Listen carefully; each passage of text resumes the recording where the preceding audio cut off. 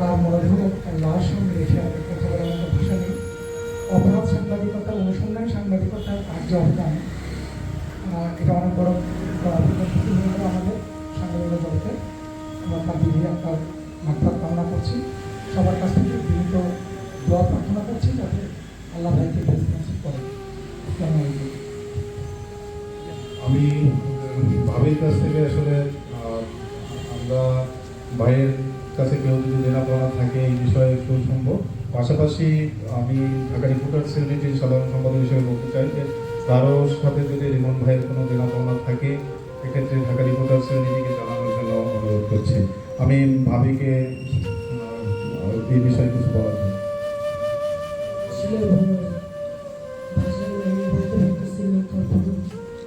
আপনাদের মনে যদি কোনো কারণে কোনো কিছুতে কষ্ট দিয়ে থাকে আপনারা সবাই ক্ষমা করে দেবেন। থাকে আমার তো আর কিছু নাই, আমার তো শেষ সব কিছুই। আপনারা তাকে ক্ষমা করবেন, কোনো কষ্ট দিয়ে থাকলে মনে রাখবে না কিছু আমাকে। আর সে কোথাও থেকে চলে গেল, তার তো এই সময় দরকার না। আমার তো কিছু করে যায়নি, জানি। আপনারা ক্ষমা করবেন প্লিজ। আমি আপনাদেরকে সাহায্য করতে চাচ্ছি, অনেক সময় ক্ষমা করে দিলেন।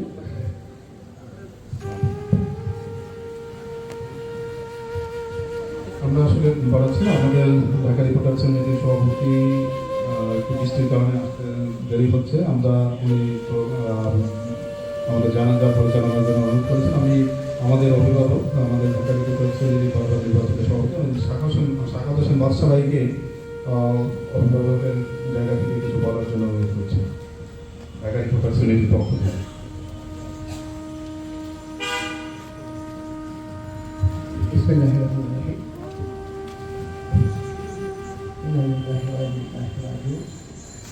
সাইদুর রহমান আমার চেয়ে বয়সে ছোট এবং এই ঢাকা রিপোর্টার্স ইউনিটিতে শুরু থেকে জড়িত থাকার কারণে অনেক সহপাঠী, বিশেষ করে ছোট ভাইয়ের লাশ কাটে দিতে হবে। এই লাশ কাটে দেওয়া অনেক কত ভার, এটা আসলে যে নেয় সেই বুঝতে পারে। আমি এই আমার ছোট ভাইয়ের লাশ সামনে রেখে বক্তৃতা দেওয়ার জন্য আমি শুধু বলবো যে ঢাকা রিপোর্টার্স ইউনিটি এখানে রয়েছে অভিভাবক সংগঠন। ঢাকা রিপোর্টার্স ইউনিটি আমরা সবাই দুনিয়া ছেড়ে চলে যাব। ঢাকা রিপোর্টার্স ইউনিটি একজন সদস্য মারা গেলে তার একটা কেনা পাওনা বিষয় থাকে। রিপোর্টার্স ইউনিটি এটি দেখবেন, ভাবিও বলেছেন। আর রিমন অত্যন্ত সাহসী এবং মেধাবী একজন সাংবাদিক এবং এবং এবং এত মিশুক একজন মানুষ, এত সুন্দর মনের একজন মানুষ এত দ্রুত বিদায় নেবে, তার মৃত্যুতে যে অপূরণীয় ক্ষতি এটি ভাষায় প্রকাশ করা যাবে না। সবচেয়ে বড় কথা হলো এখানে হুজুর রয়েছে, অনেক মানুষ এই বৃষ্টি হতে এই দুর্যোগপূর্ণ আবহাওয়ার মধ্যে আপনারা যারা এসেছে এটি সত্যি মানে রিমনের প্রতি ভালোবাসা, রিমনকে যে কত আপনাদের আমি কাছে শুধু একটি 10জন মানুষ যদি সাক্ষী দেয় যে এই মানুষটি ভালো ছিল, আল্লাহ পাক তাকে কবুল করে নেন এবং তার সকল গুনাহ মাফ করে দেন। আপনারা কি সাইদুর রহমান ভালো মানুষ ছিলেন? সাইদুর রহমানের কাছে আপনাদের কি কোনো দেনা পাওনা আছে? আপনারা সবাই তাকে মাফ করে দিয়েছেন। আলহামদুলিল্লাহ, আমরা সকলে তাকে মাফ করে দিয়েছি। আল্লাহ তুমি তাকে জান্নাতবাসী করুন। ধন্যবাদ। আমরা আমাদের জানাজা শুরু করবো। আমাদের মৌলানা আবুল আসলাম সাহেবকে অনুরোধ করছি জানাজা পড়ানোর জন্য।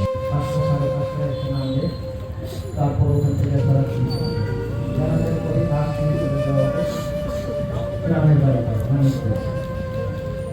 এই মুহূর্তে আমার আর বেশি কিছু বলার কিছু নাই, দোয়া করা ছাড়া। আসসালামু আলাইকুম। আসলে রিমন ভাই এখানে যারা আমরা আজকে আছি সবারই অত্যন্ত সজ্জন মানুষ, কারণ তিনি সবচেয়ে বড় বোন ছিল। ছোট থেকে বড় সবার সঙ্গে যিনি একান্তই মিলতেন, যেটা আমরা অনেকেই পাই না। আজকে তার মরদেহ লাশ সঙ্গে রেখে আর কথা বলার মতো ভাষা নেই। অপরাধ সাংবাদিকতা, অনুসন্ধান সাংবাদিকতার কার্য অবদান, এটা অনেক বড় ক্ষতি হয়ে গেল আমাদের সাংবাদিক জগতে। আমরা তার বিধি আপনার মাত্রার কামনা করছি, সবার কাছ থেকে বিনীত দোয়া প্রার্থনা করছি যাতে আল্লাহ ভাইকে হেফাজত করে। আমি ভাবির কাছ থেকে আসলে আমরা ভাইয়ের কাছে কেউ যদি জেনা পাওনা থাকে এই বিষয়ে একটু শুনবো। পাশাপাশি আমি ঢাকা রিপোর্টার্স ইউনিটির সাধারণ সম্পাদক হিসেবে বলতে চাই যে কারোর সাথে যদি রিমন ভাইয়ের কোনো দেনা পাওনা থাকে এক্ষেত্রে ঢাকা রিপোর্টার্স ইউনিটিকে জানানোর জন্য অনুরোধ করছি। আমি ভাবিকে এই বিষয়ে কিছু বলার জন্য। আসলে ভাষা নাই, বলতে পারতেছি না। তারপরে আপনাদের মনে যদি কোনো কারণে কোনো কিছুতে কষ্ট দিয়ে থাকে আপনারা সবাই ক্ষমা করে দেবেন। আমার তো আর কিছু নাই, আমার তো শেষ সব কিছুই। আপনারা তাকে ক্ষমা করবেন, কোনো কষ্ট দিয়ে থাকলে মনে রাখবেন না কিছু। আর সে আমার থেকে চলে গেল, তার তো এই সময় দরকার না। আমার তো কিছু করে যায়নি, জানি। আপনারা ক্ষমা করবেন প্লিজ। আপনাদেরকে সাহায্য করতে ওরা সবাই ক্ষমা করে দেবেন।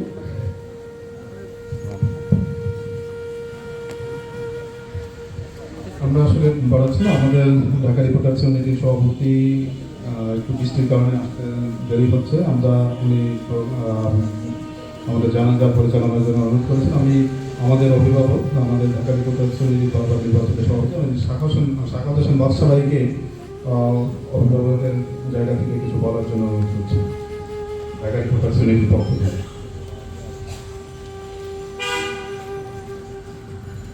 বিসমিল্লাহিররহমানিররহিম।